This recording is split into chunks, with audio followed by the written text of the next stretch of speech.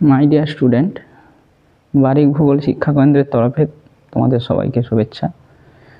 আজকের তোমাদের প্রথম চ্যাপ্টার বহির্জাত প্রক্রিয়া ও তার দ্বারা সৃষ্ট ভূমিরূপগুলো নিয়ে আলোচনা করব। এই বহির্জাত প্রক্রিয়া আলোচনা করার আগে আরেকটা বিষয় বলে নেওয়া খুব জরুরি, সেটা হচ্ছে পৃথিবীর অন্তর্জাত প্রক্রিয়াগুলো। পৃথিবীতে দুটো প্রক্রিয়া কাজ করছে, একটা হচ্ছে অন্তর্জাত প্রক্রিয়া আর একটা হচ্ছে বহির্জাত প্রক্রিয়া। অন্তর্জাত প্রক্রিয়া কোনগুলো? এটাকে যদি আমরা পৃথিবী ধরি, তাহলে এই পৃথিবীর অভ্যন্তরে, মানে দেখো এই পৃথিবীর অভ্যন্তরে যে প্রক্রিয়াগুলো কাজ করছে সেগুলোকে আমরা বলবো অন্তর্জাত প্রক্রিয়া। এবং এই পৃথিবী পৃষ্ঠের বাহিরে যে প্রক্রিয়াগুলো কাজ করছে বা যে শক্তিগুলো কাজ করছে সেগুলোকে আমরা বলবো কি না, বহির্জাত প্রক্রিয়া।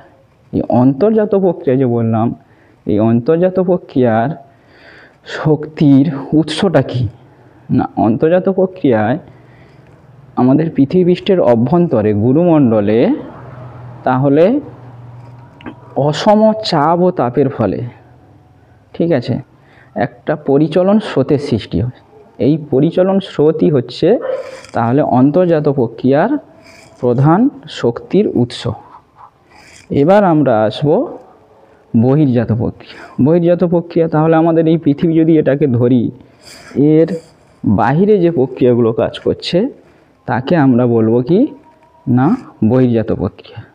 সেই শক্তিগুলো কি কি না, বহির্জাত প্রক্রিয়ায় যে সমস্ত শক্তিগুলো কাজ করে প্রধান, সেগুলো হলো কি না, নদী, বায়ু, হিমবাহ, এই সমস্ত শক্তিগুলো প্রধানত বহির্জাত প্রক্রিয়ায় কাজ করে থাকে। এবারে এই বহির্জাত প্রক্রিয়া পদ্ধতিগুলি কী কী?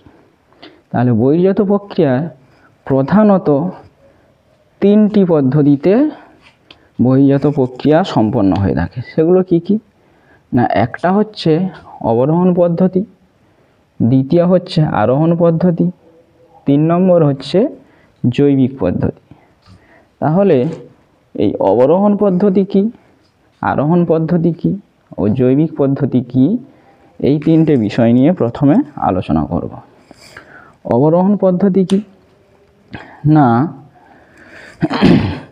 ভূপৃষ্ঠের কোনো উঁচু স্থান, ঠিক আছে, ধরো এরকম কোনো উচ্চভূমি বা পর্বত আছে। এই উচ্চভূমি যে প্রক্রিয়ার দ্বারা ক্ষয়ে ক্ষয়ে তাহলে নিম্নভূমি বা সমতল ভূমিতে এভাবে পরিণত হচ্ছে। তাহলে এই উচ্চভূমিটা ধীরে ধীরে ধীরে ধীরে ক্ষয় পেয়ে পেয়ে পেয়ে পেয়ে একটা সময় কি হলো না, আমাদের পৃথিবী পৃষ্ঠের বা সমুদ্র পৃষ্ঠের প্রায় সমানে চলে এলো। এটাকে আমরা কি বলবো না, অবরোহণ প্রক্রিয়া। বা এটাকে আরেকভাবে বলা যায়, সেটা হচ্ছে আমাদের নগ্নিভবন প্রক্রিয়া, ঠিক আছে। আরেকটা প্রক্রিয়া সেটা হচ্ছে কি না, আরোহণ প্রক্রিয়া। আরোহণ প্রক্রিয়া কি না, আরোহণ প্রক্রিয়ায় কি হয়, ভূপৃষ্ঠের কোনো নিচু স্থান, ঠিক আছে, এই নিচু স্থান, এই যে অবরোহণ প্রক্রিয়ার ফলে যে ভূমি ক্ষয় হওয়ার ফলে সেই যে ক্ষয়িত পদার্থগুলো গিয়ে কোথায় সঞ্চিত হবে, ভূপৃষ্ঠের কোনো নিচু স্থানে গিয়ে সঞ্চিত হবে। ফলে এই নিচু স্থান ভরাট হয়ে হয়ে হয়ে হয়ে যখন সমতল ভূমিতে পরিণত হবে, তখন আমরা তাকে বলবো কি না, আরোহণ পদ্ধতি, ঠিক আছে। এবারে একটা গুরুত্বপূর্ণ বিষয় এখানে, যে অবরোহণ ও আরোহণ এই দুটোর যে মিলিত প্রক্রিয়া, সেটাতে কি হলো না, ভূমি হচ্ছে সমতলীকরণ হলো, মানে উঁচু ভূমি ক্ষয়ে ক্ষয়ে সমতলে পরিণত হলো, আবার নিচু ভূমি ভরাট হয়ে হয়ে সেও কিন্তু সমতলে পরিণত হলো বা সমতল ভূমিতে পরিণত হলো। এটাকেই আমরা বলবো কি না, পর্যায়ন প্রক্রিয়া, ঠিক আছে। এটা একটা গুরুত্বপূর্ণ প্রশ্ন, যে পর্যায়ন প্রক্রিয়া কি তোমাদের, তাহলে 2 নম্বরের প্রশ্ন আসতে পারে। তৃতীয় হচ্ছে কি জৈবিক প্রক্রিয়া। জৈবিক প্রক্রিয়া কি না উদ্ভিদ, প্রাণী এবং মানুষের দ্বারা সৃষ্ট যে প্রক্রিয়াগুলিতে আমাদের ভূমিরূপের পরিবর্তন হয় তাকে বলা হয় কি জৈবিক প্রক্রিয়া। ঠিক আছে, এরপরে আসব তাহলে নদী কি। বহির্জাত প্রক্রিয়ার একটা গুরুত্বপূর্ণ বিষয় বা গুরুত্বপূর্ণ যে শক্তি সেটা হচ্ছে কি নদী। সেই নদী নিয়ে আমরা এবার আলোচনা করব।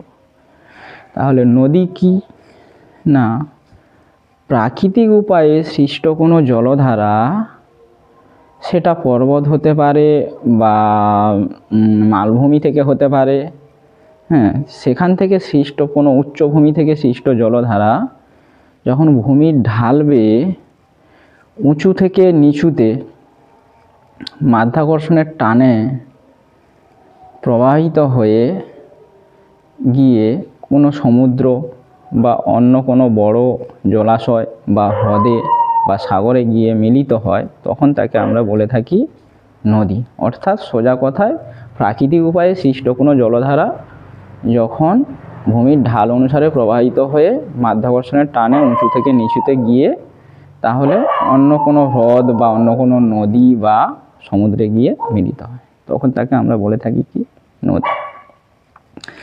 এই নদী কয়েকটা বিষয় এই নদীর সঙ্গে জড়িত, সেগুলো কি কি না নদী উপত্যকা, তাই তো। নদী উপত্যকা কি না নদী উপত্যকা হচ্ছে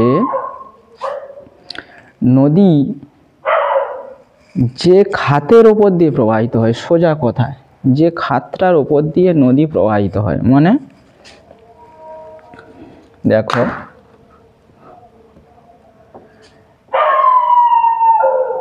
এই যদি আমরা নদী ধরি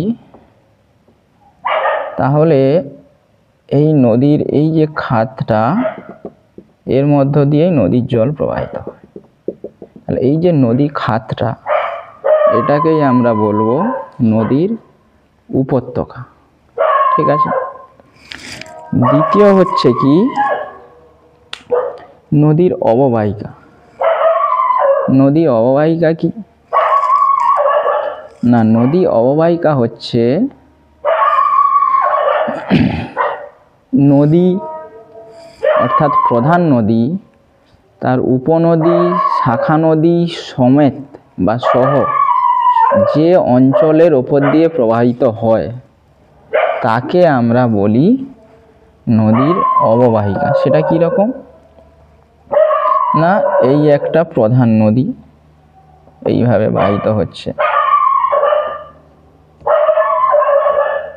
এই প্রধান নদীতে এসে বিভিন্ন উপনদী মিলিত হচ্ছে এবং প্রধান নদী গিয়ে পরে তার নিম্ন প্রবাহে বিভিন্ন শাখায় ভাগ হয়ে যাচ্ছে।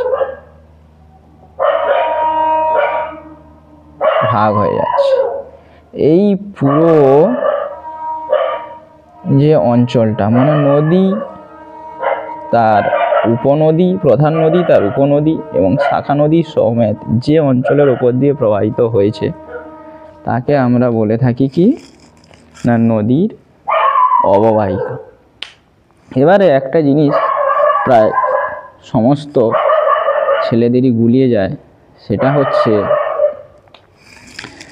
নদীর ধারণ অববাহিকা।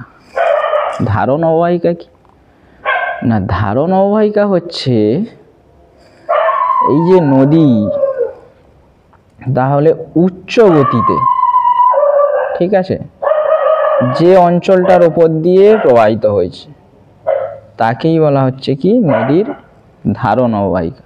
বুঝলে, সমগ্র নদী তার উপনদী, শাখা নদী সমেত যে অঞ্চলের উপর দিয়ে প্রবাহিত হয়েছে তাকে আমরা বলে থাকি কি না নদী অববাহিকা। আর উচ্চ গতি বা পার্বত্য প্রবাহের নদী যে অঞ্চলের উপর দিয়ে প্রবাহিত হয় তাকে আমরা বলে থাকি নদীর ধারণ অববাহিকা। ঠিক আছে, এবার হচ্ছে যে বিষয়টাতে যাব সেটা হচ্ছে জলবিভাজিকা। জলবিভাজিকা কি না, জলবিভাজিকা নামটা শুনেই বুঝতে পারছো তোমরা, জলভাগকে ভাগ করছে, মানে দুটো জলধারাকে যে ভাগ করে তাকেই বলা হয় সোজা কথায় জলবিভাজিকা। মানে ধরো তোমরা দেখেছো তোমাদের বাড়ির কাছাকাছি জায়গায় দুটো পুকুর পাশাপাশি, দুটো পুকুরের মধ্যিখানে যে পাড়টা গেছে ওই পাড়টাই কিন্তু দুটো পুকুরকে আলাদা করেছে, অর্থাৎ দুটো জলভাগকে আলাদা করেছে। এখানে আমি বোঝানোর জন্য পুকুরের কথা বললাম। তাহলে যদি একটু ছবি এঁকে তোমাদের বুঝিয়ে দিই, যে কোনো উচ্চভূমি, সেটা পাহাড় হতে পারে, পর্বত হতে পারে, মালভূমি হতে পারে, এখান থেকে সৃষ্ট যে জলধারা এইভাবে ভূমির ঢাল অনুসারে প্রবাহিত হচ্ছে, আবার ঠিক এর বিপরীত দিকেও এখান থেকে সৃষ্ট জলধারা এভাবে প্রবাহিত হচ্ছে। এবার ভেবে দেখো তো, এইটা যদি আমি এই সময় এটাকে যদি আলাদা করে দিই তাহলে কি হবে, এই যে দুটো নদী এইখানে এসে ভূমির ঢাল অনুসারে কিন্তু এই উচ্চভূমিটার জন্য কিন্তু দুদিকে দুটো নদী প্রবাহিত হয়ে যাচ্ছে। এটা যদি না থাকতো এই দুটো নদী কিন্তু জুড়ে যেত, তাই না?